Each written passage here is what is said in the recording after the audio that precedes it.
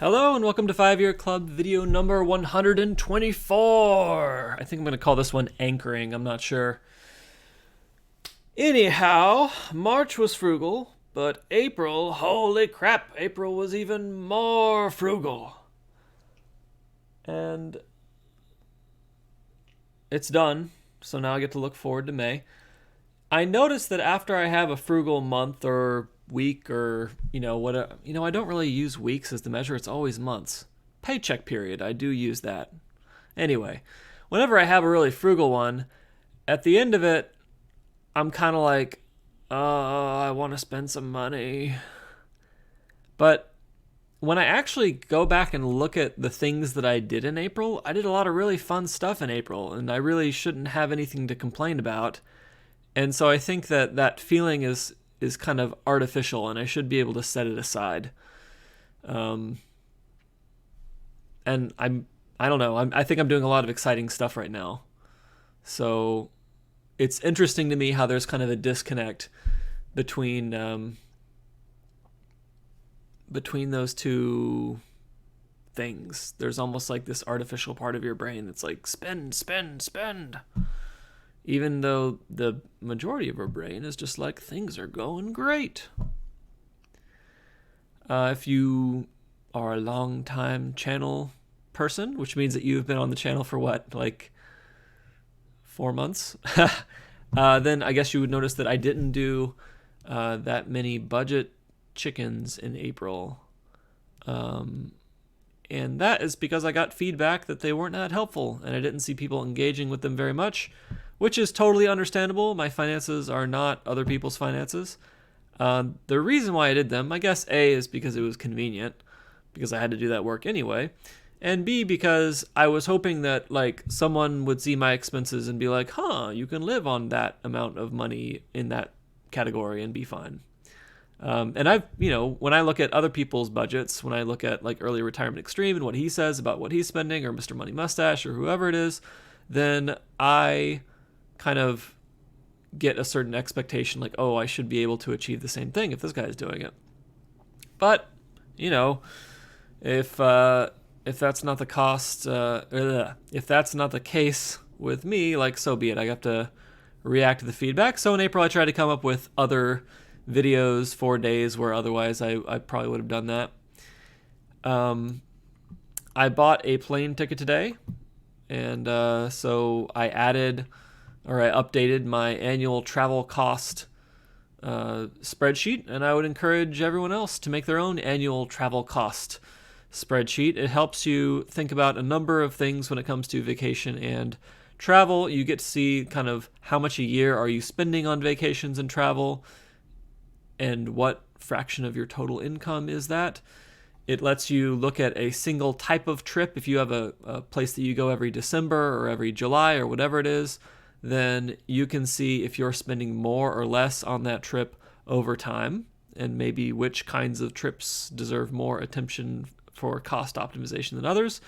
And finally, you can just look at the entire year and you can say, okay, I went on this many trips and I spent this amount on each of them, and memory-wise, I think I really enjoyed this trip, I really didn't enjoy that trip, and I spent this much on this trip and that much on that trip. So next year I'm going to change things by, putting more money into this kind of trip and less money into this other kind of trip, so that I can get more trip happiness, travel happy per dollar. That's it. The goal is not to necessarily spend less money on travel over time. It's to get the greatest happiness out of your travel, and to make sure that the travel is within your budget. Travel planning always gets me thinking about annual planning, because I tend to go on the same trips every year, and then I have to purchase the tickets like around the same time every year, and these plane tickets oftentimes are pretty expensive. They're a few $100s, so they impact my budget. And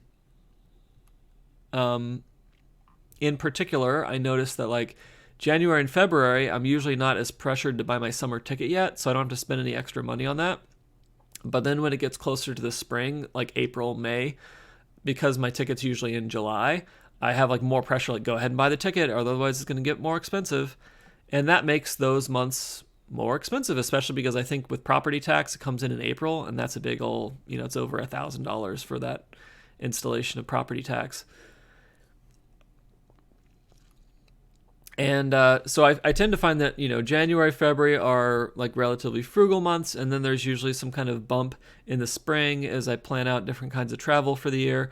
Usually another bump in August because Burning Man, and then, Black Friday in November, Christmas in December. Those can also take a bite out of the wallet. What I've noticed over time is that the earlier that I realize that these annual expenses are going to hit me, and the earlier that I include them in my budget thinking, the earlier I realize that I don't have as much money as I think I do. And that tends to pressure me to be more frugal during months where I otherwise could spend quite a bit of money, especially in the spring. I know recently one of the expenses that's come up for me is car tires. Car tires for like a Honda Civic, easily $600. And if you own a car, you are going to occasionally need tires. The earlier that you understand that you need $600 waiting around to buy some car tires in your brain, the more you're going to question some of your other expenditures, like, not sure I should do that because I really need to pay for these tires. It's when we don't set aside the time to think of these annual expenses and do that planning that we don't have enough of them floating around in our heads to make us understand why we need to save money for these things in the short term. So we think that we have more available cash than we actually do, and then we spend it, and then bam, one of these annual expenses hits us and we save even less money than we thought we were going to save, say 2 weeks earlier. I wanted to discuss, in particular, if we look back at psychology for this, there is a concept called anchoring. This is from Wikipedia. Anchoring, or focalism, is a cognitive bias that describes the tendency for an individual to rely too heavily on an initial piece of information offered, known as the anchor, when making decisions. During decision making, anchoring occurs when individuals use this initial piece of information to make subsequent judgments. Once the value of this anchor is set, all future negotiations, arguments, estimates, and so forth are discussed in relation to the anchor. This bias occurs when interpreting future information using this anchor. For example, the initial price offered for a used car, set either before or at the start of negotiations, sets an arbitrary focal point for all following discussion. Prices discussed in negotiations that are lower than the anchor may seem reasonable, perhaps even cheap to the buyer, even if said prices are still relatively higher than the actual market value of the car. And here there is a beautiful link to Wikipedia if you want to go look up the full anchoring article on Wikipedia. People tend to think of cognitive biases as a negative thing because it distorts our view of the universe. But I think they're not necessarily negative. They're tools for us to use once we know about them.